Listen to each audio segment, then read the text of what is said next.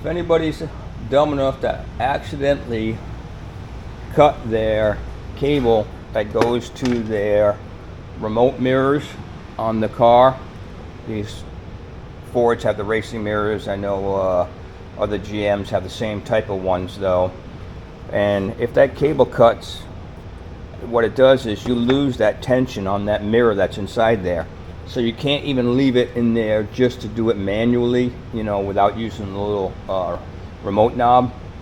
So I was able to get from somebody just the cable and mirror off a broken mirror that they had, and to replace it. Only trouble is that trying to get all this stuff through the assembly and the mirror, you can't do it without having just these cables and none of this other assembly here attached to it, because it will not fit through the hole inside the mirror and the hole inside there. It will fit through the door and all that stuff to get it back over to the dash. So in this case, I took the little trim piece off. This, you just pry it up, it comes up off of this. Now you have to work on, if you can see here, spreading these out and taking this out, and it's under some tension on the spring. So the tricky part, I think, is once I get that stuff out, is going to be getting that back in, because more than likely once I get it through the mirror, that'll be fine, because that should fit back down, yep, through the door, through the assembly, and then get all the way back in. So I'll just have to do it through, hopefully get the stuff off here and then get it through the mirror and then get it back through. If not, then I'm gonna have to order a whole assembly and mirror all together. So let's try this and see how that goes.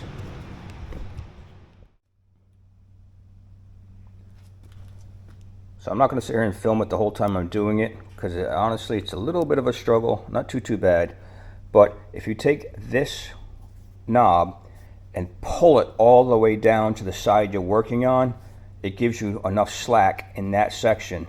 But what you will have to do is take a little screwdriver, a nice thin one, spread that out just a little bit up here at top, pull this down to get that slack on it, and then pull this little cable out. Once that's done, you should be able to pull this same cable that you just took out down straight enough to pull just the cable out of the socket, the little hole here underneath that holds that the outer cable shroud in, holds it in place, and then you'll be able to get that out.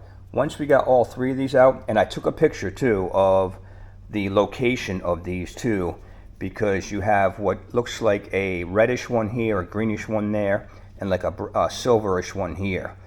So this way, when I put them back together, I will have the same ones, because you have two that do the left and right, and then one that does up and down.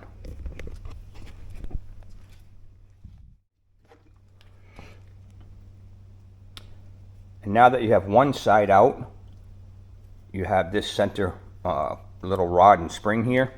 Set that aside, and now you have this out without tension here. See how this springs around with no tension whatsoever? Now it makes it a little bit easier for us to go ahead and get the rest of these out. Again, I'll spread each one of those out a little bit, remove them out, and then pull this down enough to pull each one of those out of that assembly. And don't do what I did. I started working on this first, and I chewed that up a little bit right here. So I'll have to clean that up a little bit to get probably that one cable out. Work only on the top section. Don't do anything with the bottom. Although you might have to spread a little spot there at the very bottom.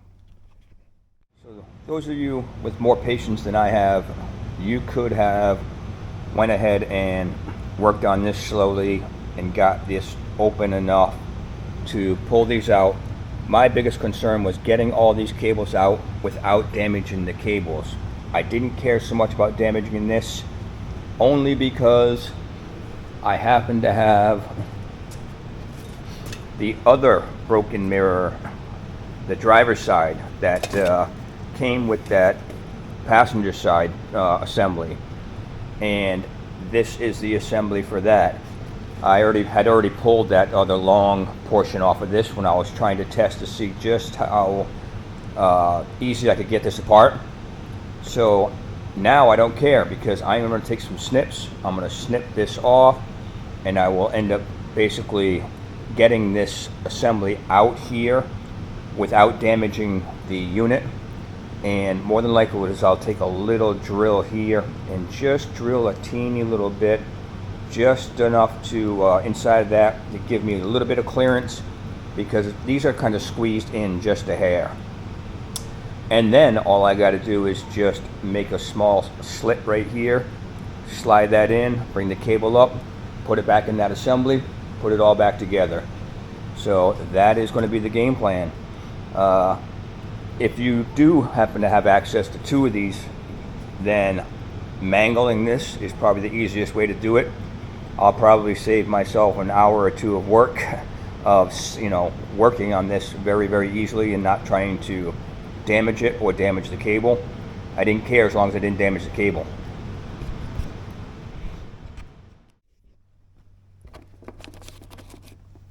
Your grommets for going through the door are probably going to end up being pretty brittle. Well, not so much brittle, but very, very stiff, and they're going to be stuck to your cable. So I just did a slit, and I will see if I have any new grommets this size. If I don't, I'm just going to end up reusing the same grommets. It's not going to matter, because then I can just put it back around the cable, set it in where they go. And right now, as you can see, I am just feeding the cable through the top part of the mirror assembly, and then after I do that, I will feed it down through this part of the mirror assembly and the base part. And then once that's all the way through, then I can work on putting my pieces back together, because like I said before, all of that will fit and snake right through the door, under the dash, and then back to where it goes. It just isn't able to make it through that housing. That was probably the slightly more difficult part, was getting this back in, mostly because of the tension you got to keep on that. Once I put this knob, little round end piece here, in the vise to hold it, and I got the first one in, and then I was able to squeeze the other pieces down enough to use the pliers there to pull that knobs down on the end of the wires and drop them in place. So that wasn't too bad. I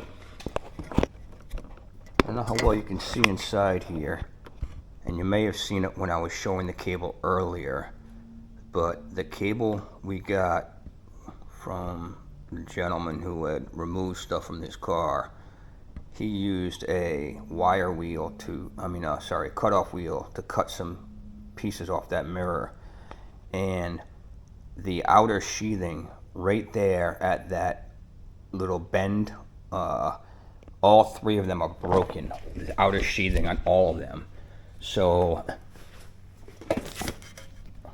it wants to move, but it doesn't move great, the mirror itself, to adjust.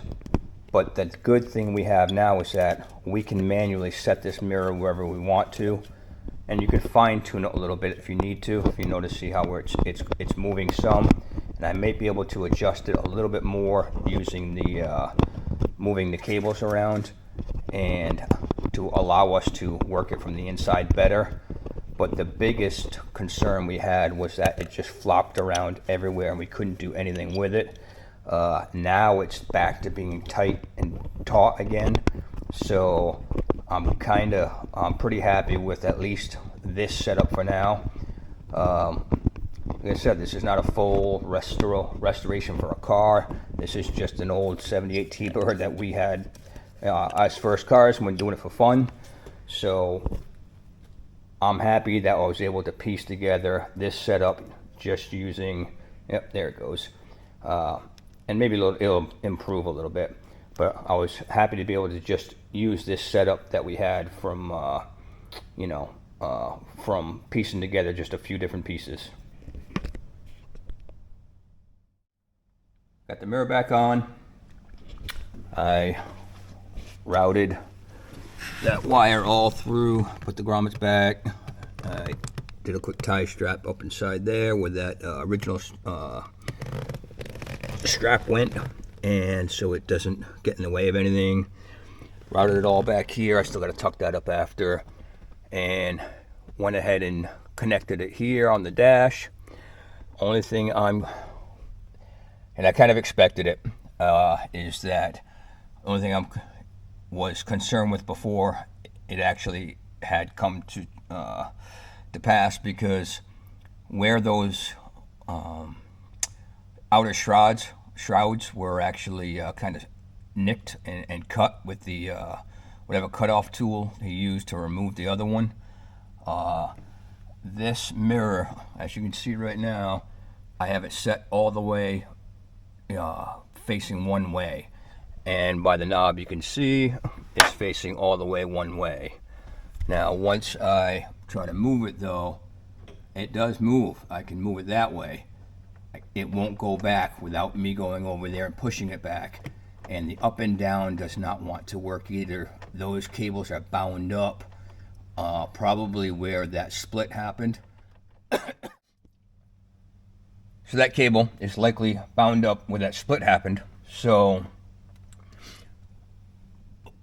the good thing is that it is not flopping around. It's nice and solid. The cable does work a little bit, so we could actually just push it, set it there, and him and I are basically same size guys. We keep our seats and mirrors basically the same, and if we had to fine tune it, it would only really need to be fine-tuned out just a hair, which does work. So we can fine-tune it out like that after we get in it. So I'm not too stressed about that.